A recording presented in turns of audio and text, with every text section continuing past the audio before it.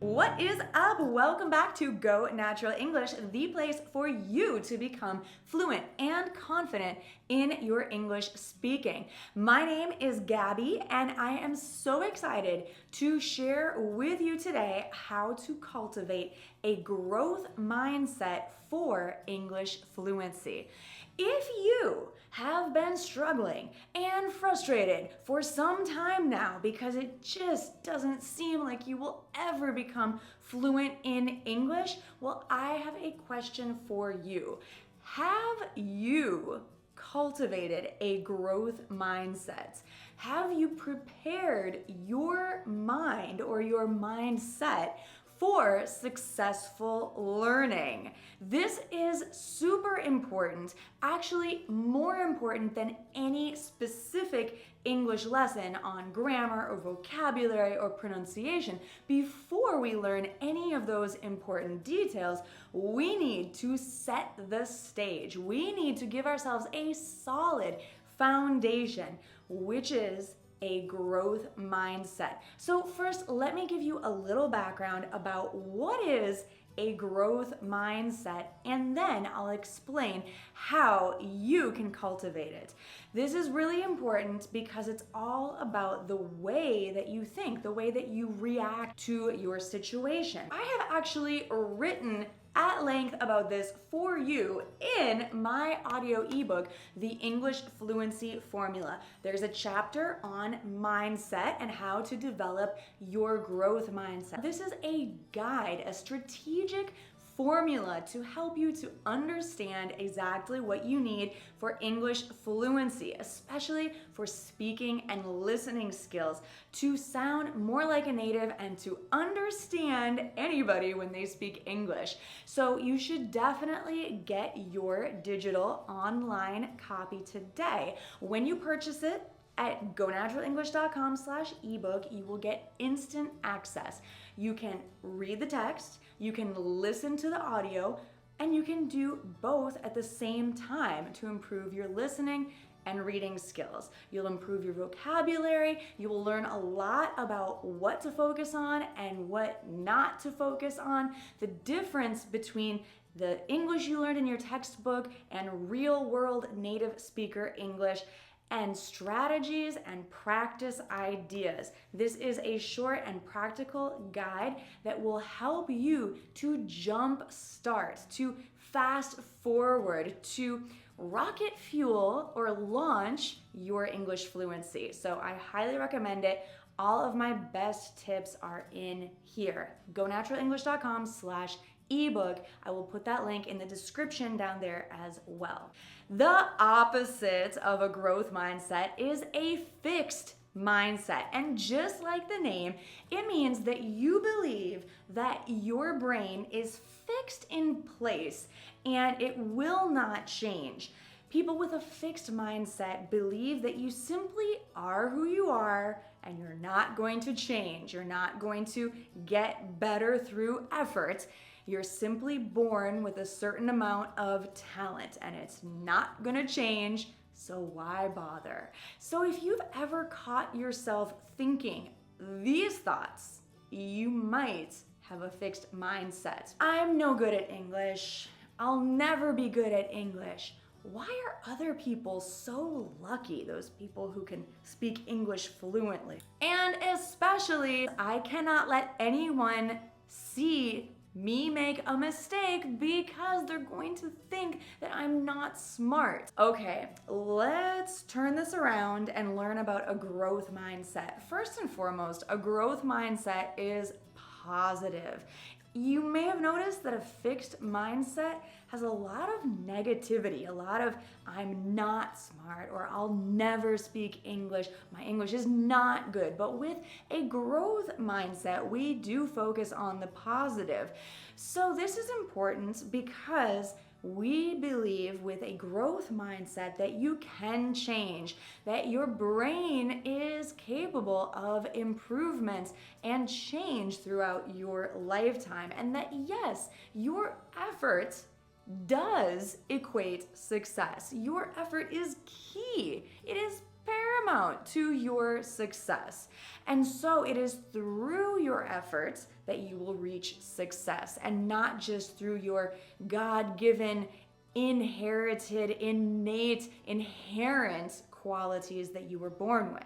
And honestly, I prefer a growth mindset because it gives us hope. Now, I know there's going to be some realists out there in the comments saying, well, not everyone can be good at everything. And that's true. However, it is realistic to say that if you put effort into something, you will probably improve. A growth mindset is not only thinking positive or only thinking happy thoughts. It is the deep belief that we are all capable of improvement through effort. And this idea, this theory of the fixed versus growth mindset was popularized by Stanford University researcher Carol Dweck in her book, Mindset. Now, let me share several ways that you can easily, quickly, and freely cultivate your growth mindset for a better base for learning English today. First of all, you must acknowledge or see your mistakes. Do not run away from them. Do not avoid them. They are here to help you. See your mistakes and understand how to learn from them. We need to learn from the mistakes of others. Be observant of your classmates, your friends, your colleagues who are also learning English, and learn from their mistakes too. This is where you can really improve quickly, when you not only learn from your own mistakes, but from the mistakes of others. And why not help your friends by making some mistakes of your own that they can learn from too? The important thing here is to consistently look at how to improve the mistakes you make. And I do recommend that you work with a teacher or a tutor or someone who's more advanced than you in English so that they can help you spot your mistakes. Because sometimes when you're learning, you don't know what you don't know. You don't know when you're making a mistake. So reach out and get some help. Learn to give and receive constructive criticism. I know that it can be uncomfortable to hear when you made a mistake, but if you accept your mistakes as gifts to help you learn, then you'll look forward to constructive criticism when your teacher tells you, hey, you made a mistake. So understand that we are all improving, every single last one of us. In fact, it means that you are on this beautiful journey of improvement, which is much better than someone with a fixed mindset who is stagnating at the same level forever. Next, I have a problem with the word problem. I highly recommend that we banish the word problem from our vocabulary and replace it with the word challenge. In most cases, it still makes sense. But if we think of problems as challenges and challenges as fun ways to improve, also known as opportunities, then we can really change the way that we think about difficult situations. So instead of saying, oh, I have a problem with English grammar, especially those pesky perfect tenses, think, those perfect tenses are a challenge, but I have an opportunity to improve by overcoming that obstacle. Next, understand yourself. Know thyself and your preferred learning modality or style. If you're someone who likes to talk things through like I do, then maybe learning by listening and speaking or having a conversation partner would be especially helpful for you. If you're someone who loves to take notes and write everything down, make sure that you always have your notebook handy. Know yourself and lean into the way that you like to learn. Not everyone learns in the same way, and that's okay. Traditionally, we have been taught to seek the approval of our teachers and our families and authority figures. But if you want a growth mindset, do not simply seek approval. Seek experiences that you can learn from. So do not seek your teacher saying, good job. seek that experience that you can learn from, the actual improvement that you experience through your learning process. When you seek approval, you are often afraid to make mistakes because you don't want to have the disapproval of your teacher that might come from making mistakes. Remember, your brain has the capacity to improve over your lifetime. It can change, especially if you develop the right mindset and good learning habits. That said, many English learners are impatient to get to that finish line, that fluency finish line, as if it was a sprint and you want to run as fast as you can to get to the end. But I'm sorry to say that fluency in any language is a skill that needs to be trained over time. It's more like a marathon, but even then, it's not really something with a finish line. And so learning English, becoming fluent, is a process. It is a journey. It is honestly a lifetime endeavor. And yes, of course, you can reach a finish line of sorts when you are content with your level and confident in your communication. But let's not focus on, are we there yet? Are we there yet? How about now? Are we there yet? How long is this going to take? Let's focus instead on the actual learning process and enjoy the process, enjoy the journey. Really feel that wonderful feeling of learning and take a moment to appreciate that. Related to that, you can reward yourself for the effort that you put into studying and not simply your results. So instead of rewarding yourself if your teacher says good job or if you get a good grade on a test, you could instead or additionally reward yourself for 10 hours of study time at the end of the week. If you are satisfied with your study habits, reward yourself. Reward yourself for the process, for the effort that you are putting into reaching your goals. Because honestly, sometimes you can't control the results. If you take a test, sometimes you can't control the way your teacher grades. Am I right? Sometimes teachers are not in a good mood and you get lower marks for that. It's not your fault. If you are working and using English on the job, you can't always control how your presentation or meeting goes, but you can control the effort that you put into improving your English fluency. Remember that it takes time to learn.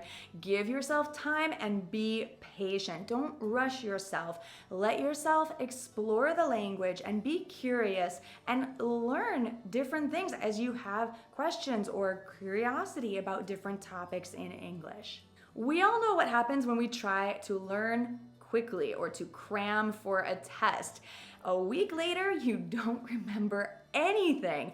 And this is why many English learners struggle to speak, because you cram so quickly to pass a test, but you haven't internalized the English language, and you may not have had to study the right things anyway for that test. So it is better to learn deeply and learn well than to learn quickly. Create a sense of purpose. When you feel a little bit down or frustrated or tired, it is your purpose that will motivate you. So make sure you know your purpose. Why are you learning English? What is your reason? Is it because you want to use English in your career, or maybe when you travel, or maybe you know someone who speaks English and you want to be closer to that person?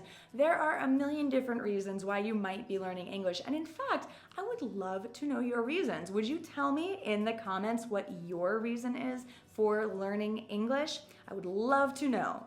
Every day, or at least every week, make sure to reflect on your learning. And I don't mean review, like review your flashcards or look at your notes again.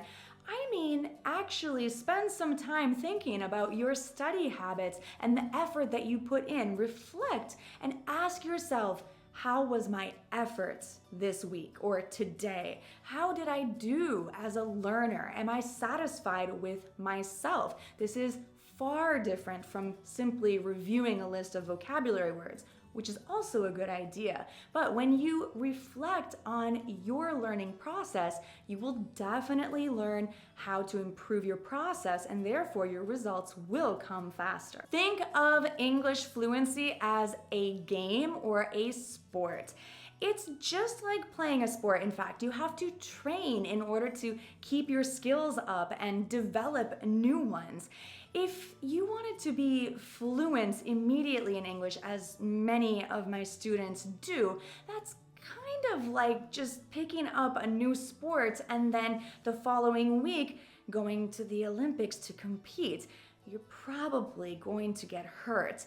It's important with sports, training, and English to really put the time in, to understand the sport, to stretch a little bit, and to train and build up your skills. And make sure that you train by actually playing the sport or actually speaking English from day one. This is very important because imagine you wanted to play tennis in the Olympics, but you only read about tennis. Perhaps you pulled up Wikipedia and read the rules of the game, but you never actually played on a court.